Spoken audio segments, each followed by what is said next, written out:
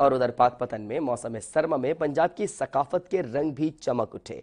नवाही गांव चक आलम ढडी में घोड़ों का मेला सज गया है। मुल्क भर से घोड़ों की आमद जारी है। ढोल की थाप पर रक्स शायकीन को हैरान कर रहा है। देखते हैं नुमाइंदा जी न्यूज महमूद अहमद की रिपोर्ट।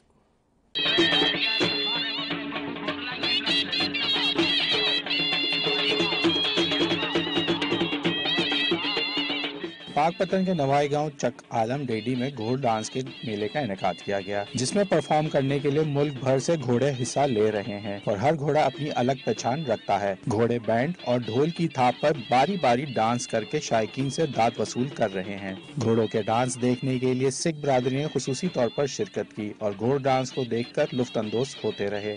मेरा नाम गोपाल सिंह चावला है और मैं वो हूँ जिसने चीफ ऑफ आर्मी स्टाफ से मिला था सिद्धू के साथ, तो पूरी इंडिया को वक्त पड़ गया था। तो पाकिस्तानी मुझे प्यार करते हैं और मैं पाकिस्तानी को प्यार करता हूँ, तो यहाँ पे आके मुझे बहुत अच्छा लगा है। पूरे पाकिस्तान से ये हमारी जो सकाफत है, ये पाकिस्तान का भी नाम, हमारे सूबे का भी नाम, और ये पूरी सकाफत को इंशाल्लाह हम जगाएंगे।